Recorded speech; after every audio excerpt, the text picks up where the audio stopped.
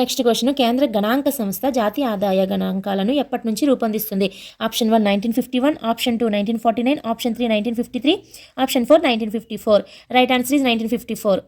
మనకి 1954 నుంచి కూడా ఇది రిపోర్ట్స్ ఇవ్వడం అనేది ప్రారంభించింది. కానీ అది ఎప్పుడు ఏర్పడింది? 1951లో ఢిల్లీ కేంద్రంగా ఏర్పాటు చేయబడింది. అంతకంటే ముందు 1949లో ఫస్ట్ ఈ సంస్థ లేక ముందు నేషనల్ స్టాటిస్టికల్ యూనిట్ అనేది ఒకటి ఏర్పడింది. నేషనల్ స్టాటిస్టికల్ యూనిట్ అని మనకి 1949 ఆగస్టు 4న మనకి ఒక కమిటీ ఏర్పడుతుంది, హై పవర్డ్ కమిటీ. ఆ హై పవర్డ్ కమిటీకి అధ్యక్షులు పిసి మహల్నోబిస్. అతని అధ్యక్షతన ఏర్పడినటువంటి కమిటీ సిఫార్సు చేస్తుంది, మనం గణాంకాలు జాతీయ ఆదాయం లెక్కించాలంటే ఒక ప్రత్యేక ప్రభుత్వ సంస్థ అనేది గణాంక సంస్థ అనేది ఉండాలని సిఫార్సు చేస్తే అప్పుడు 51లో ఢిల్లీ కేంద్రంగా మనకి సిఎస్ఓ అనేది ఏర్పాటు అవుతుంది. అయితే అది రిపోర్ట్స్ ఇవ్వడం మాత్రము 1954 నుంచి కూడా రిపోర్ట్స్ అనేది ఇస్తుంది. ఇది ఇచ్చిన రిపోర్ట్స్ వాటిని ఏమంటారు అంటే వైట్ పేపర్ అంటారు. ఏమంటారు? White paper. వైట్ పేపర్స్ అంటే ఇది ఇచ్చిన గణాంకాలను వైట్ పేపర్ అంటారు. ఏ పేరుతో విడుదల చేసేది? నేషనల్ అకౌంట్స్ స్టాటిస్టిక్స్ అని. నేషనల్ అకౌంట్స్ స్టాటిస్టిక్స్ అనే పేరుతో రిలీజ్ చేసేది. Right answer is 1954. Next question, ఒక దేశంలో ఒక సంవత్సర కాలంలో శ్రమ మూలధనము కలిపి సహజ వనరుల సహాయంతో ఉత్పత్తి చేసే వస్తు సేవల నికర విలువే జాతీయ ఆదాయం అని అన్నది ఎవరు? Option 1 Marshall, option 2 Pigou, option 3 Fisher, option 4 Kuznets. Right answer is Marshall. Marshall జాతీయ ఆదాయం గురించి రకరకాల శాస్త్రవేత్తలు అంటే వివిధ శాస్త్రవేత్తలు వివిధ రకాల నిర్వచనాలు ఇవ్వడం జరుగుతుంది. అందులో భాగంగా మార్షల్ ఇచ్చినటువంటి నిర్వచనం ఏమిటి? ఒక దేశంలో 1 ఇయర్లో శ్రమ అలాగే మూలధనము క్యాపిటల్ అమౌంట్ ఉండాలి.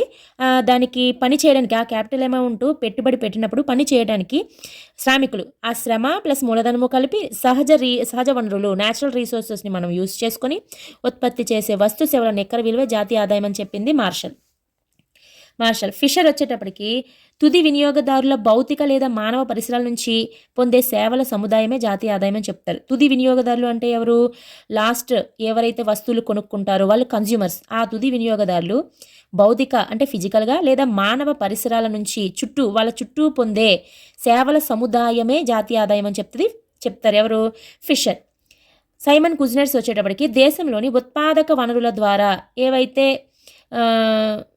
ఉత్పాదక వనరులు ఉంటాయి కదా, భూమి, శ్రమ, మూలధనము, వ్యవస్థాపనము, ఇవి ఉత్పాదక వనరులు. ఆ వనరుల ద్వారా ఉత్పత్తి అయిన జనితమైన ఏటా అంటే ఎవ్రీ ఇయర్ తుది వినియోగదారులను చేరే వస్తు సేవల మొత్తం అంటే ఉత్పాదక వనరులు ఏవైతే ఉన్నాయో వీటి ద్వారా ఉత్పత్తి అయిన వస్తువులు 1 ఇయర్ చూసుకున్నట్టయితే ఆ 1 ఇయర్లో ఏవైతే తుది వినియోగదారులను చేరుతాయో ఆ చేరిన వస్తు సేవల మొత్తం నికర విలువనే మనం జాతీయ ఆదాయం అని చెప్పింది సైమన్ కుజ్నెట్స్. లేదంటే ఇంకా ఏం చెప్పారు? మూలధనానికి జత చేయబడే నికర విలువ. క్యాపిటల్ అమౌంట్ ఉంటుంది కదా, ఆ క్యాపిటల్ అమౌంట్కి జత చేయబడిన నికర విలువ ఏదైతే ఉందో దాని జాతీయ ఆదాయం అని చెప్పింది సైమన్ కుజ్నెట్స్. పిగు నిర్వచనం పిగు ఏమని చెప్పారు అంటే ద్రవ్యంతో కొలవటానికి వీలైన అంటే డబ్బుతో కొలవటానికి వీలైన ఆదాయంతో విదేశాల నుంచి వచ్చే ఆదాయంతో సహా విదేశాల నుంచి మనకు వచ్చింది ప్లస్ మన సంఘానికి ప్రాప్తించింది మొత్తం కలిపే జాతీయ ఆదాయం అని చెప్పింది పిగు. సో ఇక్కడ శ్రమ మూలధనం కలిపి సహజ వనరులను ఉపయోగించుకొని ఉత్పత్తి చేసే విలువ అంటే మనకి మార్షల్. నెక్స్ట్ క్వశ్చన్, ద్రవ్యంతో కొలవటానికి విదేశాల నుంచి వచ్చే ఆదాయంతో సహా సంఘానికి ప్రాప్తించే ఆదాయము జాతీయ ఆదాయం అని చెప్పింది option 1 Marshall, option 2 Pigou, option 3 Fisher, option 4 Kuznets. Right answer is Pigou. Pigou అనగానే మనకి ద్రవ్యంతో డబ్బులతో కొలవాలి, విదేశాల నుంచి రావాలి, మన చుట్టూ సంఘం ద్వారా ప్రాప్తించేది అనగానే పిగు. మార్షల్ అనగానే శ్రమ మూలధనము ప్లస్ సహజ వనరులు యూజ్ చేసుకొని ఉత్పత్తి చేసే విలువ. ఫిషర్ అనగానే మనకి తుది వినియోగదారులు ఎవరైతే ఫైనల్ కన్స్యూమర్స్ ఉంటారో వాళ్ళ యొక్క భౌతికంగా వాళ్ళకు లభించేవి చుట్టూ పరిసరాల నుంచి లభించే సేవల సముదాయం. కుజ్నెట్స్ అనగానే మనకి దేశంలో ఉత్పాదక వనరులు ఏవైతే ఉన్నాయో భూమి, శ్రమ, మూలధనం, వ్యవస్థాపన వీటి ద్వారా ఉత్పత్తి అయిన వస్తువులు ప్రతి ఏటా వినియోగదారులకు ఏవైతే చేరుతాయో వాటి యొక్క వస్తు సేవల మొత్తం నికర విలువ జాతీయ ఆదాయము లేదంటే మూలధనానికి జత చేయబడే నికర విలువ జాతీయ ఆదాయం అని చెప్పింది కుజ్నెట్స్. ఇక right answer is Pigou. Next question, ఒక నిర్ణీత కాలంలో ఒక వస్తువుకు 2 సార్లు విలువ కట్టకుండా జాగ్రత్త పడుతూ తయారైన అన్ని వస్తు సేవల విలువను అంచనా వేస్తే అది జాతీయ ఆదాయం అని అన్నది ఎవరు? ఆప్షన్ 1 జాతీయ ఆదాయ కమిటీ, ఆప్షన్ 2 ప్రణాళిక సంఘం, ఆప్షన్ 3 ఆర్థిక సంఘం, ఆప్షన్ 4 అంచనాల సంఘము. మనకి రైట్ ఆన్సర్ ఇస్ జాతీయ ఆదాయ కమిటీ. జాతీయ ఆదాయ కమిటీ నిర్వచనం ఇస్తుంది. యాక్చువల్గా ఇక్కడ నిర్వచనాలు అందరూ చాలామంది ఆర్థికవేత్తలు ఇస్తారు. అదేవిధంగా ఈ కమిటీలని సిఎస్ఓని ఇలా రకరకాల నిర్వచనాలు ఇవ్వడం జరుగుతుంది. అందులో జాతీయ ఆదాయ కమిటీ ఇచ్చినటువంటి నిర్వచనము ఒక నిర్దిష్ట కాలంలో ఒక time period for example 1 year అనుకోండి, ఒక వస్తువును 2 సార్లు విలువను లెక్కించకుండా అంటే ఒక వస్తువుని ఆ వస్తువు ఆ కంపెనీలో ఫైనల్ గూడ్ అయి ఉండొచ్చు, కానీ అది ఇంకొక ప్రోడక్ట్ తయారు చేయడానికి ఇంటర్మీడియట్ మధ్యంతర వస్తువు అయి ఉండొచ్చు కూడా. అప్పుడు ఆ వస్తువు తయారు చేసిన కంపెనీలో అది ఫైనల్ గూడ్ అయినప్పుడు దాన్ని కౌంట్ చేస్తారు. మళ్ళీ ఇంకొక వస్తువుకి ఇంటర్మీడియట్ గూడు అవుతుంది కాబట్టి దాన్ని మళ్ళీ డబల్ కౌంటింగ్ చేయకూడదు. అలా డబల్ కౌంటింగ్ 2 సార్లు విలువను లెక్కించకుండా ఉత్పత్తి చేయబడిన అన్ని వస్తువుల విలువను అంచనా వేస్తే అది జాతీయ ఆదాయం అని చెప్పింది మనకి జాతీయ ఆదాయ committee. So right answer is జాతీయ ఆదాయ కమిటీ. నెక్స్ట్ క్వశ్చన్, ఒక దేశ నివాసితులు సృష్టించే ఉత్పత్తి కారకాల ఆదాయంను జాతీయ ఆదాయం అని అన్నది ఎవరు? ఆప్షన్ 1 ప్రణాళిక సంఘం, ఆప్షన్ 2 జాతీయ ఆదాయ కమిటీ, ఆప్షన్ 3 ఆర్థిక సంఘం, ఆప్షన్ 4 కేంద్ర గణాంక సంస్థ అంటే సిఎస్ఓ. రైట్ ఆన్సర్ ఈస్ కేంద్ర గణాంక సంస్థ. కేంద్ర గణాంక సంస్థ ఇచ్చినటువంటి నిర్వచనమే ఇది. ఒక ఆర్థిక సంవత్సరంలో అంటే ఒక 1 ఇయర్ కాలంలో వేతనాలు, బాటకము, వడ్డీ, లాభాల రూపంలో అంటే భూమి, శ్రమ, మూలధనము, శ్రమ, మూలధనం, వ్యవస్థాపనం ఉన్నాయి కదా. ఈ భూమికి లభించేది బాటకం, మనకి భూమికి లభించేది బాటకం, నెక్స్ట్ శ్రమకు లభించేది వేతనం, మూలధనానికి లభించేది వడ్డీ, అండ్ వ్యవస్థాపనకు లభించేది లాభాలు. ఇవి వీళ్ళకి లభించేటి ప్రతిఫలాలు అనమాట. ఇవి కారకాలు, ఇవి ప్రతిఫలాలు. అయితే ఈ ఒక సంవత్సర కాలంలో లభించినటువంటి వేతనాలు, అలాగే బాటకం, వడ్డీ, లాభాల రూపంలో ఒక దేశీయులు, ఒక కంట్రీలో ఉన్నటువంటి వ్యక్తులందరూ సృష్టించే ఉత్పత్తి కారకాల ఆదాయాన్నే జాతీయ ఆదాయం అని అందురు అని చెప్పింది ఎవరు? కేంద్ర గణాంక సంస్థ. సో రైట్ ఆన్సర్ ఇస్ కేంద్ర గణాంక సంస్థ. ఇక్కడ చూడండి, దేశ నివాసితులు అంటే మన దేశంలో వాళ్ళే, బయట వాళ్ళు కాదు. నివాసితులు సృష్టించే ఉత్పత్తి కారకాల ఆదాయాలు. ఉత్పత్తి కారక ఆదాయాలు అంటే బాటకము, వేతనము, వడ్డీ, లాభాలు. ఇవి ఉత్పత్తి కారక ఆదాయాలను. ఉత్పత్తి కారకాలు అంటే భూమి, శ్రమ, మూలధనం, వ్యవస్థాపనం. ఈ కారక ఆదాయాలనే జాతీయ ఆదాయం అనేది కేంద్ర గణాంక సంస్థ. జాతీయ ఆదాయ కమిటీ ఏమన్నారనేది నేను ఇంతకు ముందు కూడా చెప్పాను ముందు బిట్లో. ఒక 1 ఇయర్లో ఒక వస్తువుని 2 సార్లు లెక్కించకుండా ఉత్పత్తి చేసిన వస్తువులన్నిటి విలువను జాతీయ ఆదాయం అని చెప్పింది జాతీయ ఆదాయ కమిటీ. నెక్స్ట్ క్వశ్చన్, ఒక దేశంలో ఒక సంవత్సర కాలంలో ప్రవహించే వస్తు సేవల విలువనే జాతీయ ఆదాయం అన్నది ఎవరు? Option 1 Samuelson, option 2 Fisher, option 3 Adam Smith, option 4 ఎవరు కాదు. Right answer is Samuelson. Samuelson ఒక సంవత్సర కాలంలో ప్రవహించే అంటే ఆ సంవత్సర కాలంలో ఉత్పత్తి అయినటువంటి వస్తు సేవల విలువనే జాతీయ ఆదాయం అని చెప్పింది శామ్యుల్సన్. మనకి ఫిషర్ ఏం చెప్పారనేది ఆల్రెడీ మనం ముందు బిట్లో మాట్లాడుకున్నాము. తుది వినియోగదారులు, కన్జ్యూమర్స్ ఎవరైతే ఉంటారో వాళ్ళకి భౌతికంగాను వాళ్ళ మానవ పరిసరాల నుంచి పొందే అన్ని సేవల యొక్క సముదాయమే జాతీయ ఆదాయం అని చెప్పింది ఫిషర్. నెక్స్ట్ క్వశ్చన్, తుది వినియోగదారులు భౌతిక మరియు మానవ పరిసరాల నుంచి పొందే సేవల సముదాయమే జాతీయ ఆదాయం అని చెప్పింది ఎవరు? Option 1 Gadgil, option 2 Fisher, option 3 CSO, option 4 NSS. Right answer is Fisher. Fisher ఏం చెప్పాడు? తుది వినియోగదారులు అంటే కన్జ్యూమర్స్ ఎవరైతే వస్తువులు కొంటారో వాళ్ళకి భౌతికంగాను లేదా మానవ పరిసరాల నుంచి, వాళ్ళ చుట్టూ ఉండే పరిసరాల నుంచి పొందే సేవల సముదాయమే, ఆ సేవలన్నిటి యొక్క విలువను కలిపితే వచ్చిన సముదాయమే జాతీయ ఆదాయం అని చెప్పింది Fisher. Right answer is Fisher. Next question, క్రింది వాటిలో జాతీయ ఆదాయాన్ని ప్రభావితం చేసేవి? ఆప్షన్ 1 సాంకేతిక ప్రగతి, ఆప్షన్ 2 మూలధన పరిమాణము, ఆప్షన్ 3 ప్రభుత్వ విధానాలు, ఆప్షన్ 4 పైవన్నీ. రైట్ ఆన్సర్ ఈజ్ పైవన్నీ. మనకి జాతీయ ఆదాయాన్ని ప్రభావితం చేయడం అంటే ఏంటి? ఆదాయాన్ని పెంచడము లేదా తగ్గించడం, ఏదైనా ప్రభావితం జరిగినట్టే కదా. అది ఎలా జరుగుతుంది? సాంకేతిక ప్రగతి, టెక్నాలజీ పెరిగే కొద్దీ ఆ టెక్నాలజీ యూస్ చేసుకోవడం వల్ల ఆటోమేటిక్గా ప్రొడక్షన్ అనేది పెరుగుతుంది. ప్రొడక్షన్ ఎప్పుడైతే పెరిగిందో జాతీయ ఆదాయం పెరుగుతుంది.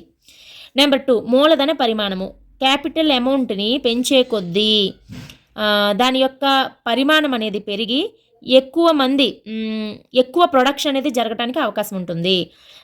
తక్కువ మూలధనం ఉందనుకోండి, తక్కువ ప్రొడక్షన్ జరుగుతుంది. ఎక్కువ మూలధనం ఉంటే ఎక్కువ ప్రొడక్షన్ జరుగుతుంది. సో ఉత్పత్తి ఎప్పుడైతే ఎక్కువ జరిగిందో, క్యాపిటల్ అనేది ఎక్కువగా ఉంటే ఉత్పత్తి అనేది ఆటోమేటిక్గా ఎక్కువగా ఉంటుంది. దాని ద్వారా నేషనల్ ఇన్కమ్ అనేది పెరుగుతుంది. సో నేషనల్ ఇన్కమ్ని ప్రభావితం చేస్తుంది. క్యాపిటల్ అమౌంట్ తగ్గిపోయింది అనుకోండి, ఉత్పత్తి తగ్గిపోతుంది, ఆటోమేటిక్గా జాతీయ ఆదాయం కూడా తగ్గిపోతుంది. టెక్నాలజీ, ఇక్కడ సాంకేతిక ప్రగతి అనేటప్పటికీ మనం టెక్నాలజీ ఉపయోగించి అంటే ఒక 100 రోజుల్లో చేయాల్సిన పనిని టెక్నాలజీ ఉపయోగించడం ద్వారా ఒక 10 రోజుల్లో చేయొచ్చు. దాని ద్వారా 100 రోజుల్లో ఉత్పత్తి చేయాల్సిందని 10 రోజుల్లో ఉత్పత్తి చేసామంటే 100 రోజులకి ఇంకా ఎక్కువ ఉత్పత్తి చేయొచ్చు. సో ఆటోమేటిక్గా ఏమవుతుంది? జాతీయ ఆదాయం పెరుగుతుంది. ప్రభుత్వ విధానాలు, ఈ ప్రభుత్వ విధానాలు అనేది మెయిన్ రోల్ అనమాట, జాతీయ ఆదాయాన్ని ప్రభావితం చేయడంలోని ప్రధానమైన భాగం. ప్రభుత్వ విధానాలు, ఆ ప్రభుత్వం తీసుకున్నటువంటి చర్యలు, విధానాలు ఏవైతే ఉంటాయో వాటి ద్వారా కూడా మనకి, అంటే ఇప్పుడు ఫర్ ఎగ్జాంపుల్ ఏదైనా ఒక కంపెనీ పెట్టాలని ఎవరైనా వచ్చారనుకోండి, వచ్చినప్పుడు వాళ్ళకి సబ్సిడీస్ ఇవ్వడము, ఇన్సెంటివ్స్ ఇవ్వడము, ఇలాంటి ప్రోత్సాహకాలు అందించడము, ప్రోత్సాహకాలు అందించడము, ఇంకా ట్యాక్స్ బ్రేక్స్ ఇవ్వడము, ఇలాంటివన్నీ ఏమన్నా చేయడం ద్వారా పెట్టుబడులు పెట్టడానికి ఎక్కువ మంది రావడం జరుగుతుంది. అంటే నాట్ ఓన్లీ అది, అంటే అదొక్కటనే కాదు, ఇంకా ప్రభుత్వం చేపట్టే విధానాలలో మనకి తీసుకోవాల్సిన చర్యల్లో పాజిటివ్గా తీసుకోవడం ద్వారా పెట్టుబడులు ఎక్కువగా వస్తాయి. వాళ్ళు ఇక్కడ కంపెనీలు పెడతారు, కంపెనీలు పెట్టడం ద్వారా ప్రొడక్షన్ పెరుగుతుంది, ప్రొడక్షన్ పెరగడం ద్వారా ఎప్పుడైతే ఉత్పత్తి పెరిగిందో జాతీయ ఆదాయం పెరుగుతుంది. సో ఈ మూడు కూడా మనకి జాతీయ ఆదాయాన్ని ప్రభావితం చేస్తాయి. నెక్స్ట్ క్వశ్చన్, జీఎన్పీకి జీడిపికి మధ్య తేడా దేనికి సమానము? ఆప్షన్ 1 నికర ఎగుమతులు, ఆప్షన్ 2 నికర విదేశీ పెట్టుబడి, ఆప్షన్ 3 స్థూల దేశీ ఉత్పత్తి, ఆప్షన్ 4 నికర విదేశీ కారక ఆదాయము. Net factor income from abroad, NFIA. ఇది స్థూల దేశీయ ఉత్పత్తి అంటే జీడిపి, దేశీ అంటే డొమెస్టిక్, ఉత్పత్తి అంటే ప్రొడక్ట్, స్థూల అంటే గ్రాస్ డొమెస్టిక్ ప్రొడక్ట్. ఇక్కడ జీఎన్పికి జీడిపికి మధ్య తేడా అన్నారు. అలా కాకుండా జీడిపి ఎన్డిపి, ఇక్కడ ఇవి బాగా గుర్తుపెట్టుకోవాలి. జీడిపి ఎన్డిపి ఒకటి గుర్తుపెట్టుకోవాలి, అండ్ జిఎన్పి అండ్ ఎన్ఎన్పి ఒకటి గుర్తుపెట్టుకోవాలి. GNP and NNP, GNP, NNP, GDP, NDP, ఇవన్నీ కూడా మనకి టెర్మినాలజీ అనేది క్లారిటీగా తెలిస్తేనే మనం డిఫరెన్స్ అనేది చెప్పగలం. అయితే ఈ బిట్స్ వస్తున్నప్పుడు ఒక్కొక్క బిట్లో ఒక్కొక్క దాని గురించి వస్తుంది కాబట్టి ప్రాబ్లం లేదు, అది ఎక్స్ప్లెయిన్ చేస్తాను. ప్రెజెంట్ ఇక్కడ జిఎన్పికి జీడిపికి మధ్య తేడా అడిగారు. చూడండి, ఇక్కడ ఈ మధ్యలో లెటర్ తేడా ఉంది కదా, ఈ మధ్యలో లెటర్ తేడానే గమనించండి మీరు. ఫస్ట్ లెటర్ తేడా ఉంటే వేరే డిఫరెన్స్ వస్తుంది, మధ్యలో లెటర్ తేడా ఉంటే వేరే డిఫరెన్స్ వస్తుంది, అది గుర్తుపెట్టుకోండి చాలు, అంతే. ఈ మధ్యలో ఏదైతే లెటర్ ఇక్కడ నెట్, ఇక్కడ డొమెస్టిక్ ఏదైతే తేడా ఉందో ఈ రెండింటి మధ్య డిఫరెన్సే net factor income from abroad, నికర విదేశీ కారక ఆదాయం వస్తుంది. మధ్యలో లెటర్ మారింది అంటే ఆ రెండింటికి మధ్య తేడా నికర విదేశీ కారక ఆదాయము. అది బండగా గుర్తుపెట్టుకోండి, గుర్తుండిపోద్ది అంతే ఇంకా. సో ఇక్కడికి వచ్చేటప్పటికి మనకి ఈ జిఎన్పికి జీడిపికి మధ్య తేడా ఏంటి? నికర విదేశీ కారక మధ్య తేడా అడిగారు. సో నికర విదేశీ కారక ఆదాయం అనేది రైట్ ఆన్సర్. నెక్స్ట్ క్వశ్చన్, జాతీయ ఆదాయ లెక్కింపులో భాగంగా గ్రామీణ నిర్మాణ రంగానికి లెక్కించే పద్ధతి ఏది? ఆప్షన్ 1 వ్యయ మదింపు పద్ధతి, ఆప్షన్ 2 ఉత్పత్తి మదింపు పద్ధతి, ఆప్షన్ 3 ఆదాయ మదింపు పద్ధతి, ఆప్షన్ 4 ఇవన్నీ. రైట్ ఆన్సర్ ఈజ్ వ్యయ మదింపు పద్ధతి. ఇక్కడ మనకి గ్రామీణ నిర్మాణ రంగాన్ని వ్యయ మదింపు పద్ధతిలో లెక్కించడం జరుగుతుంది. ఇది ఒక్కటే, జస్ట్ గ్రామీణ నిర్మాణ రంగం మాత్రమే వ్యయ మదింపు పద్ధతి. ఉత్పత్తి మదింపు పద్ధతి అనగానే ప్రాథమిక రంగము అండ్ రిజిస్టర్డ్ చేయబడినటువంటి పరిశ్రమలు అండ్ పట్టణ నిర్మాణము. గ్రామీణ నిర్మాణం అనేటప్పటికీ వ్యయ మదింపు పద్ధతి, పట్టణ నిర్మాణం అనేటప్పటికీ ఉత్పత్తి మదింపు పద్ధతి. పట్టణ నిర్మాణము, రిజిస్టర్ చేయబడిన పరిశ్రమలు అండ్ ప్రాథమిక రంగంలోకి వచ్చినవన్నీ అగ్రికల్చర్ సెక్టర్ ఏదైతే ఉందో అదంతా కూడా మనకి ఉత్పత్తి మదింపు పద్ధతిలోనే. ఇండస్ట్రియల్ సెక్టార్లోని రిజిస్టర్డ్ చేయబడిన పరిశ్రమలు ఒక్కటే ఉత్పత్తి మదింపు పద్ధతిలో, అండ్ పట్టణ నిర్మాణం కూడా ఉత్పత్తి మదింపు పద్ధతిలో లెక్కించడం జరుగుతుంది. ఆదాయ మదింపు పద్ధతి అనగానే సేవారంగం, సర్వీస్ సెక్టర్ ఏదైతే ఉందో ఆ సేవారంగం అంతా కూడా ఆదాయ మదింపు పద్ధతి ద్వారానే లెక్కిస్తారు. అండ్ అన్రిజిస్టర్డ్ ఇండస్ట్రీస్ ఏవైతే ఉన్నాయో వీటిని కూడా, అలాగే విద్యుత్, అలాగే గ్యాస్, పరిశ్రమలకు నీటి సరఫరా, ఇవన్నీ కూడా మనకి ఆదాయ మదింపు పద్ధతి ద్వారా లెక్కిస్తారు. సో ఇక్కడ గ్రామీణ నిర్మాణం అనేటప్పటికీ వ్యయ మదింపు పద్ధతి, పట్టణ నిర్మాణం అంటే మనకి ఏది గుర్తుకు రావాలి? ఉత్పత్తి మదింపు పద్ధతి. సో ఇక్కడ వ్యయ మదింపు పద్ధతి is right answer. Next question, ఉత్పత్తి కారకాల పంపిణీ దృష్ట్యా జాతీయ ఆదాయాన్ని ఎలా అంటారు? ఆప్షన్ 1 వ్యయార్హ ఆదాయము, ఆప్షన్ 2 తలసరి ఆదాయము, ఆప్షన్ 3 వాస్తవికత జాతీయ ఆదాయము, ఆప్షన్ 4 వ్యష్టి ఆదాయము. రైట్ ఆన్సర్ ఈస్ వాస్తవిక జాతీయ ఆదాయము. ఉత్పత్తి కారకాల పంపిణీ దృష్ట్యా అంటే ట్యాక్సెస్ కానీ ఏమీ లేకుండా ఉండడం, ఓన్లీ ఉత్పత్తి కారకాలకు అయిన ఖర్చుని బట్టి చెప్పేదన్నమాట. సో ఇదే వాస్తవిక ఫ్యాక్టర్ కాస్ట్. ఉత్పత్తి కారకాలు అంటే ఫ్యాక్టర్ కాస్ట్ అనుకుంటాను. ఫ్యాక్టర్ కాస్ట్ ప్రకారం జాతీయ ఆదాయం అనమాట. వాస్తవిక జాతీయ ఆదాయాన్ని ఉత్పత్తి కారకాల దృష్ట్యా జాతీయ ఆదాయం అని అంటారు. National income at factor cost, ఇది మనకి వాస్తవిక జాతీయ ఆదాయం అనేది అవుతుంది. సో రైట్ ఆన్సర్ ఈజ్ వాస్తవిక జాతీయ ఆదాయము. నెక్స్ట్ క్వశ్చన్, ఒక సంవత్సర కాలంలో ఉత్పాదక వనరుల యజమానులు పొందే ఆదాయమే ఏమవుతుంది? ఆప్షన్ 1 తలసరి ఆదాయము, ఆప్షన్ 2 వ్యష్టి ఆదాయము, ఆప్షన్ 3 జాతీయ ఆదాయము, ఆప్షన్ 4 స్థూల దేశీయ ఉత్పత్తి. రైట్ ఆన్సర్ ఈజ్ జాతీయ ఆదాయము. ఉత్పాదక వనరులు అంటే ఏంటి? మనకి భూమి, శ్రమ, మూలధనం, వ్యవస్థాపనం ఏవైతే ఉన్నాయో దాని యొక్క యజమానులు. భూమికి యజమాని, అలాగే శ్రామికుడు, భూమి, శ్రమ, మూలధనం పెట్టిన వ్యక్తి యజమాని, అలాగే వ్యవస్థాపనం ఎవరైతే ఎంటర్ప్రీనియర్ ఉంటారో దాని యొక్క యజమాని, వీళ్ళందరూ పొందే ఆదాయమే జాతీయ ఆదాయం. ఏమవుతుంది? జాతీయ ఆదాయమే కదా అవుతుంది. ఉత్పాదక వనరులు ఉత్పత్తి కారకాలన్న అది వస్తుంది. ఉత్పాదక వనరుల యజమానులు పొందే ఆదాయమే జాతీయ ఆదాయం. సో రైట్ ఆన్సర్ ఈజ్ జాతీయ ఆదాయము. నెక్స్ట్ క్వశ్చన్, ఈ క్రింది వాణిలో బదిలీ చెల్లింపు కానిది ఏది? ఆప్షన్ 1 పదవీ విరమణ చేసిన వారికి ఇచ్చే పెన్షన్లు, ఆప్షన్ 2 దేశీయ రుణంపై వడ్డీ, ఆప్షన్ 3 గృహిణికి చేసే సేవలు చెల్లింపులు, ఆప్షన్ 4 ఇంటి సేవకునికి ఇచ్చే చెల్లింపులు. రైట్ ఆన్సర్ ఈజ్ ఇంటి సేవకునికి ఇచ్చే చెల్లింపులు. అంటే ఇక్కడ బదిలీ చెల్లింపులు అంటే జాతీయ ఆదాయంలో కౌంట్ కావు ఇవి. బదిలీ చెల్లింపులు ఎటువంటి ఉత్పత్తికి కూడా ఉపయోగపడనివి. పదవి విరమణ చేసిన వారికి ఇచ్చే పెన్షన్లు ఇవి ఏదైనా ప్రొడక్షన్కి ఉపయోగపడుతుందా? పడదు. దేశీయ రుణం మనం చేసిన అప్పుపై చెల్లించే వడ్డీ ఉత్పత్తికి ఉపయోగపడుతుందా? ఉపయోగపడదు. గృహిణికి చేసే చెల్లింపులు మనం ఇంట్లో గృహిణికి చేసే చెల్లింపులు ఉత్పత్తికి ఉపయోగపడుతుందా? పడదు. కానీ ఇంటి సేవకునికి అంటే ఇంటిలో మేడ్ ఒక పని మనిషిని పెట్టుకున్నప్పుడు వాళ్ళకి చేసే చెల్లింపులు అనేవి మనకి ఉత్పత్తి జాతీయ ఆదాయ లెక్కింపులోకి వస్తుంది. సో ఇది బదిలీ చెల్లింపు కాదు. కాబట్టి దిస్ ఈజ్ రైట్ ఆన్సర్, ఇంటి సేవకునికి ఇచ్చే చెల్లింపులు. నెక్స్ట్ క్వశ్చన్, జాతీయ ఆదాయ అధ్యయనం క్రింది వాటిలో దేనికోసము? ఆప్షన్ 1 దేశ ప్రగతిని కొలవటానికి, ఆప్షన్ 2 జాతీయ ఆదాయంలో వివిధ రంగాల వాటా తెలుసుకోవటానికి, ఆప్షన్ 3 అభివృద్ధి లక్ష్యాల సాధనను అవగతం చేసుకున్నటకు, ఆప్షన్ 4 పైవన్నీ. రైట్ ఆన్సర్ ఈస్ పైవన్నీ. పైవన్నీ అనేది రైట్ ఆన్సర్. ఇక్కడ జాతీయ ఆదాయ అధ్యయనం దేనికోసం, అసలు జాతీయ ఆదాయాన్ని అధ్యయనం చేయాల్సిన అవసరం ఏంటి, ఎందుకు తెలుసుకోవాలి అన్నప్పుడు నెంబర్ 1 దేశ ప్రగతిని కొలవటానికి. ఈ సంవత్సరం జాతీయ ఆదాయం ఎంత ఉంది, నెక్స్ట్ ఇయర్ అదే లాస్ట్ ఇయర్ ఎంత ఉంది, ఈ సంవత్సరం ఎంత ఉంది, అంటే ఉత్పత్తి అనేది పెరిగిందా లేదా. జనాభా ఆటోమేటిక్గా పెరుగుతున్నప్పుడు జనాభాకి కావాల్సిన అవసరాలు తీర్చాలి అంటే దానికి తగ్గ ప్రొడక్షన్ అనేది పెంచాలి, అలాగే మౌలిక వస్తువులు పెంచాలి. అన్ని విధాలా కూడా మనకి జనాభా పెరుగుతున్నప్పుడు జనాభాకి తగ్గట్టుగా ప్రతిదీ పెరగాలి. అందుకోసం అని చెప్పి ఈ జాతీయ ఆదాయం అధ్యయనం చేయడం వల్ల ఏమవుతుంది, దేశ ప్రగతిని కొలుస్తారు. లాస్ట్ ఇయర్ ఎంత, ఈ ఇయర్ ఎంత, బిఫోర్ లాస్ట్ ఇయర్ ఎంత, జాతీయ ఆదాయం పెరిగిందా తగ్గిందా, ఏ విధంగా ఉన్నది అని చెప్పి కొలవడానికి, దేశ ప్రగతిని కొలవడానికి ఉపయోగపడుతుంది. జాతీయ ఆదాయంలో వివిధ రంగాల వాటా తెలుసుకోవడానికి. ఓకే, అగ్రికల్చర్ సెక్టార్లో ఏ విధంగా జాతీయ ఆదాయం ఉంది, అండ్ ఇండస్ట్రియల్ సెక్టర్ ఎలా ఉంది, సర్వీస్ సెక్టర్ ఎలా ఉంది, ఏ సెక్టార్లో ఎవరు ఎక్కువగా ఉద్యోగాలు చేస్తున్నారు, ఏ సెక్టార్లో ఇన్కమ్ ఎక్కువగా సంపాదిస్తున్నారు, ఇవన్నీ కూడా విడివిడిగా రంగాల వారీగా తెలుసుకోవడానికి కూడా మనకి నేషనల్ ఇన్కమ్ అనేది అధ్యయనం చేయడం ఉపయోగపడుతుంది. నెక్స్ట్ అభివృద్ధి లక్ష్యాల సాధనను అవగతం చేసుకోవడానికి. మనము దేశం కోసం రకరకాల టార్గెట్లు పెట్టుకుంటాం. 2047కి ఇది సాధించాలి, 2030కి ఇది సాధించాలి, ఎస్డిజి గోల్స్ ప్రకారము పేదరికాన్ని తగ్గించడము, ఆకలి లేకుండా చేయడము, విద్యను సాధించడము, ఇలా రకరకాలుగా డిఫరెంట్ గోల్స్ అనేవి ఇండియాకు ఉంటాయి. ఇవన్నీ కాదు, ఇంటర్నేషనల్ లెవెల్లో కూడా మనకి యుఎన్ఓ కానీ లేదంటే ఇంకా ఏమైనా కాప్ సదస్సుల్లో కానీ ఎనర్జీస్ రీసోర్సెస్లో కానీ మనం ఈ విధంగా ప్రొడక్షన్ చేయాలి అని డిఫరెంట్ టార్గెట్స్ అనేవి పెట్టుకుంటాం. ఆ టార్గెట్ని సాధించడానికి అవసరమైన జాతీయ ఆదాయాన్ని మనం అభివృద్ధి చేస్తున్నామా అంటే జాతీయ ఆదాయం పెరుగుతుందా లేదా అనేది, ఆ లక్ష్యాలు సాధించగలమా లేదా అంటే మనం ఇప్పుడు ఈ విధంగా జాతీయ ఆదాయం ఎవ్రీ ఇయర్ కూడా ఎంత పర్సెంటేజ్ అండ్ గ్రోత్ రేట్తో పెరుగుతూ ఉన్నప్పుడు మనం పెట్టుకున్న టార్గెట్స్ పలానా ఇయర్కి అన్నప్పుడు ఆ ఇయర్కి మనం సాధించగలమా లేదా అనే లక్ష్యాల సాధనను తెలుసుకోవడానికి కూడా మనకి జాతీయ ఆదాయ అధ్యయనం అనేది ఉపయోగపడుతుంది. So right answer is 5 next question, ఉత్పత్తి మదింపు పద్ధతి ద్వారా జాతీయ ఆదాయం లెక్కించేటప్పుడు ఈ అంశాలను పరిగణనలోకి తీసుకోరాదు. ఆప్షన్ 1 మాధ్యమిక వస్తువులు, ఆప్షన్ 2 షేర్లు బాండ్లు జారీ, ఆప్షన్ 3 గృహ వస్తు సేవలు, ఆప్షన్ 4 పైవన్నీ.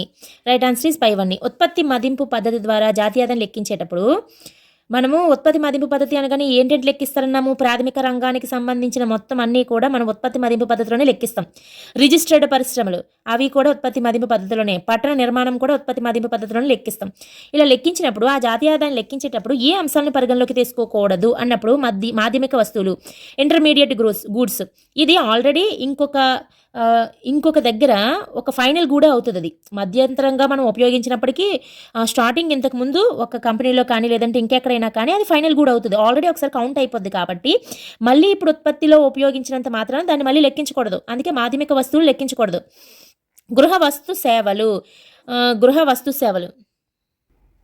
సో ఇక్కడ మాధ్యమిక వస్తువులను ఉపయోగించకూడదు. గృహ వస్తు సేవలు కూడా మనకి డొమెస్టిక్ కన్జంప్షన్స్, అవి కూడా మనకి ఉత్పత్తి మదింపు పద్ధతిలో లెక్కించకూడదు. ఇవి ప్రొడక్షన్ అనేది జరగదు. వీటి ద్వారా షేర్లు బాండ్లు ద్వారా కూడా మనకి ప్రొడక్షన్ అనేది జరగదు, ఉత్పత్తి అనేది జరగదు. కాబట్టి ఈ షేర్లు కానీ బాండ్లు అలాగే సెకండ్ హ్యాండ్ వస్తువుల అమ్మకాలు కూడా మనం లెక్కించకూడదు ఉత్పత్తి మదింపు పద్ధతిలో. డిబెంచర్స్, గృహ వస్తు సేవలు ఒకసారి పరిగణించిన ఉత్పత్తి మదింపు పద్ధతిలో మనకి జాతీయ ఆదాయం లెక్కించేటప్పుడు మాధ్యమిక వస్తువులు, మధ్య రకం వస్తువులు లెక్కించకూడదు, షేర్లు బాండ్లు డిబెంచర్స్ ఇవి కూడా లెక్కించకూడదు, గృహ వస్తు సేవలు లెక్కించకూడదు. దీంతోపాటు second hand goods, second hand వస్తువులు అమ్ముతారు కదా, ఆల్రెడీ అది ఫస్ట్ టైం అమ్మినప్పుడు జాతీయ ఆదాయంలో లెక్కింపు వచ్చేస్తుంది. రెండోసారి మళ్ళీ సెకండ్ హ్యాండ్ వస్తువుగా అమ్మినంత మాత్రాన అది అనేది జాతీయ ఆదాయంలో లెక్కించబడదు.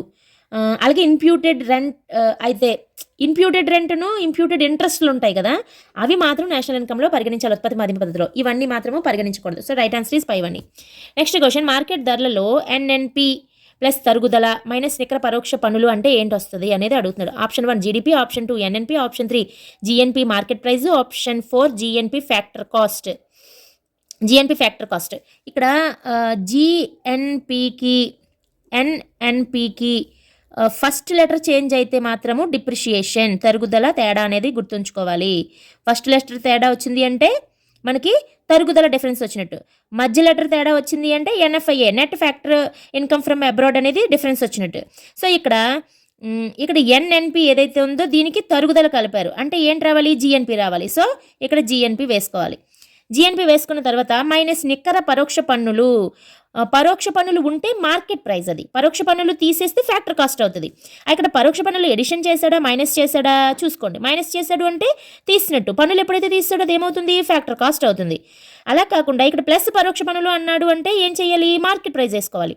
ఇక్కడ తరుగుదలకి ముందున్న ఈ ఫార్ములాకి మనం ఒకటే గుర్తుకు పెట్టుకోవాలి, జిఎన్పికి ఎన్ఎన్పికి ఇక్కడ ఫస్ట్ లెటర్ చేంజ్ అయ్యింది అంటే డిప్రిషియేషన్ తరుగుదల అనేది తేడా, మధ్యలో లెటర్ తేడా అయ్యింది అంటే ఎన్ఎఫ్ఐఏ తేడా అని. సో ఇక్కడ మనకి ఫస్ట్ లెటర్ ఇక్కడ ఈ రెండు ఇవ్వలేదు, కానీ మనం ఇక్కడ ఇచ్చిన తరుగుదలని చూసుకొని దీన్ని బట్టి ఏమొస్తుంది అనేది చూడొచ్చు. ఎన్ఎన్పి ఉంది, ఎన్ఎన్పికి తరుగుదల యాడ్ చేశాడు అంటే జిఎన్పి వస్తుంది. సో జిఎన్పి వేసుకొని పరోక్ష పన్నులు తీసాడు కాబట్టి తీసేస్తే ఫ్యాక్టర్ కాస్ట్ వస్తుంది. So right answer GNP factor cost.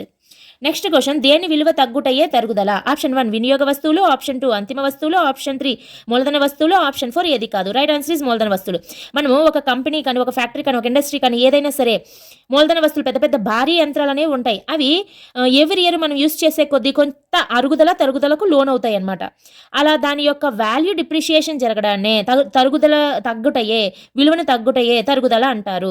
అవి మూలధన వస్తువుల యొక్క తరుగుదల అనేది జరుగుతుంది. దాని విషయంలోనే మనము డిప్రిషియేషన్ అనే పదాన్ని యూస్ చేస్తాము. రైట్ ఆన్సర్ ఇస్ మూలధన వస్తువులు. నెక్స్ట్ క్వశ్చన్, మార్కెట్ ధరలలో నికర జాతీయ ఆదాయము. నికర జాతీయ ఆదాయము, నికరాన్ని ఉపయోగించాడంటే నెట్ నేషనల్ ప్రొడక్ట్. ఇక్కడ మార్కెట్ ధరలో ఉన్నాడంటే ఎంపీ మార్కెట్ ప్రైస్, కాబట్టి ఇది అడుగుతున్నాడు. ఇది ఎలా వస్తుందని అడుగుతున్నాడు. నెంబర్ 1 స్థూల జాతీయోత్పత్తి మైనస్ తరుగుదల. స్థూల జాతీయోత్పత్తి అంటే స్థూల అంటే జాతీయోత్పత్తి ఎన్పి, జిఎన్పి మైనస్ డిప్రిషియేషన్ అనేది వేశారు ఇక్కడ. సెకండ్ ఆప్షన్ ఏంటి, స్థూల దేశీయోత్పత్తి మైనస్ పరోక్ష పన్నులు ప్లస్ సబ్సిడీస్. స్థూల దేశీయోత్పత్తులు అంటే దేశీయోత్పత్తి, దేశీయ అంటే డి, ఉత్పత్తి అంటే ప్రొడక్షన్ కదా, జీడిపి మైనస్ పరోక్ష పన్నులు, indirect taxes plus subsidies add చేశాడు. ఇక్కడ మార్కెట్ ధరలో స్థూల జాతీయోత్పత్తి అంటే జిఎన్పి మార్కెట్ ధరలో అన్నాడు at the rate of market price minus తరుగుదల డిప్రిషియేషన్ తీస్తాడు. ఫోర్త్ ఆప్షన్ మార్కెట్ ధరలో నికర దేశీయోత్పత్తి, నికర అంటే దేశీయోత్పత్తి అంటే ఎన్డిపి, మార్కెట్ ధరలో అంటే at the rate of market price minus విదేశీ ఆదాయం అంటే net factor income from abroad.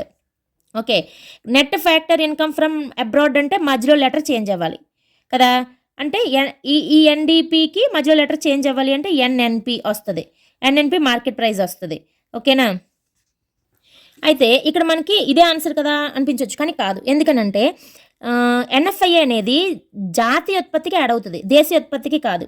అంటే ఇక్కడ ఏంటి రావాలి, ఎన్ఎన్పి మార్కెట్ ప్రైస్ వచ్చి దాంట్లోంచి ఎన్ఎఫ్ఐఏ తీసేస్తే అప్పుడు ఎన్డిపి వస్తుంది. అంతేకాని ఎన్డిపిలో విదేశీ ఆదాయం ఉండదు, ఎన్ఎన్పిలో ఉంటుంది. ఎన్డిపిలో లేనప్పుడు అందులోంచి ఎన్ఎఫ్ఐ ఎలా తీస్తావు, తీయడానికి అవ్వదు కదా, కాబట్టి ఇది రాంగ్ ఆన్సర్. ముందుది చూస్తే మనకి మార్కెట్ ధరలో స్థూల జాతీయోత్పత్తి అంటే జిఎన్పి మార్కెట్ ప్రైస్ అన్నారు. ఓకే కదా, GNP market price minus depreciation అంటే ఏ లెటర్ చేంజ్ అవ్వాలి, ఫస్ట్ లెటర్ చేంజ్ అవ్వాలి. సో ఫస్ట్ లెటర్ అంటే ఎన్ఎన్పి వస్తుంది, ఈ ఫస్ట్ లెటర్ చేంజ్ అయితే ఎన్ఎన్పి అట్ మార్కెట్ ప్రైస్. మనకు కావాల్సింది ఇదే కదా. So right answer is NNP market price అనేది ఇక్కడ మనకి ఎక్కడ వచ్చింది, థర్డ్ ఆప్షన్లో వచ్చింది. So third is the right answer.